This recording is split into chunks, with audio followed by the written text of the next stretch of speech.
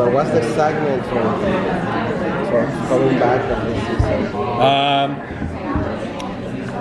Coming back on Freeform on April the 4th, a special 2-hour premiere. It's really the first 2 episodes, so people don't start thinking the show's now 2 hours long.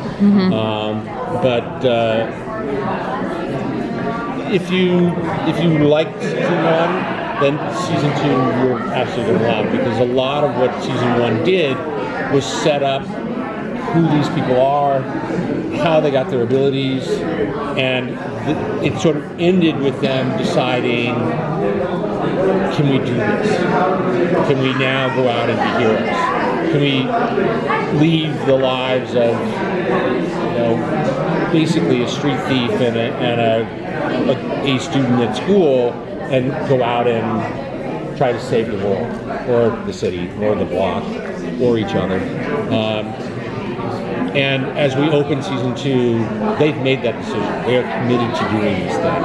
And in a time when all of us are sort of feeling a certain kind of uneasiness about the world, and about our lives, and about what it is to try to figure out how you get through your day, and that we're constantly being assaulted by this piece of news or that piece of news, or that when you have 2 young people who are working together and making it work, not easily, but at least making it happen, hopefully what the show leaves you with is sort of a sense of hope.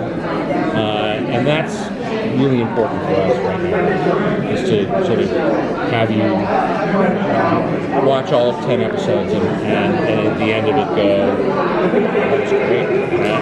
And sort of hopefully to a certain way, if they can do it, I can do my best, or whatever it is that's banging up your life. And if we can get that far, then that's where Marvel really lives, is to sort of make people feel like their lives are in the story, and their heroes are there to inspire them. And I think that's where we're going.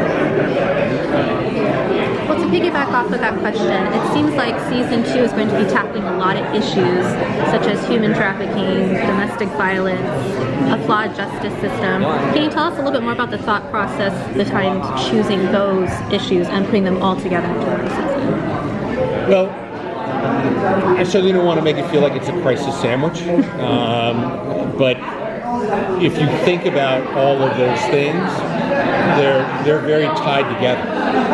They're not sort of disparate objects. If you're going to start to talk about human trafficking, there's going to be some domestic abuse that's involved in it, and how it's being dealt with is going to touch on the corners of police corruption and why the system isn't working.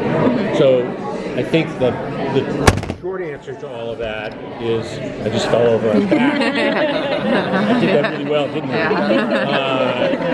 So the short answer is that it's never been a show that has shied away from social injustice, from a real honest look at racial equality and inequality. It's where the show lives. It's where those characters always live. The comics always felt like that. They weren't stories of 2 heroes that went out and stopped bank robbers, or fought the villain of the month, as good as that villain might be. They were really characters that lived in the street and were there to protect people that couldn't protect themselves. And that's where the show lives, and lives really well. On the flip side of it is, you would hope that in that world, you would have not a mentor, but an advisor that does understand the system and does understand the law, and in many ways that's who Bridget O'Reilly played. And now that she's been complicated, and things have become more mayhemic, Nice. pick a word. Trademark today, me. I think what you'll find is that there's this sort of wild card in the story. So our heroes are off going this way, making sure it's all going really well, and then suddenly they'll just get broadsided by someone who they think is a friend and who at times is and sometimes might not be, and that's a complication that make it both fun and exciting. Your ADN is comics. You live for this, and this is maybe the biggest year for Marvel in the way that it won the Oscar just for Spider-Man. Is gonna end this new era in the Marvel universe and the movies, these TV shows. Why do you think we are so connected in the world with the Marvel universe and this kind of stuff? I mean, I talked about it a little earlier. I think one of the things that makes us unique is that we are in actual cities. We're in New York, we're in New Orleans. We don't have made-up names, and that sort of takes you one step away from where it is. You actually are there. The cabs look like cabs, the phones look like phones, all of those things happen along the way. But I think more importantly, really the biggest difference for us is that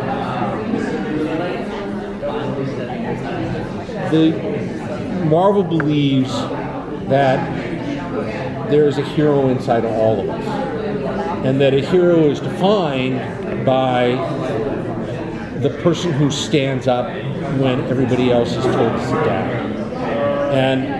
And so that means that any one of us at this table can be a hero. You know, we don't have to come from another planet. We don't have to come from a mysterious island. We don't have to come from beneath the sea. We can actually be, someone that's answering questions at a comic book convention. And when that happens, it means that we all get to play. And that we all have that opportunity. And then all you have to do is sort of then broaden it out.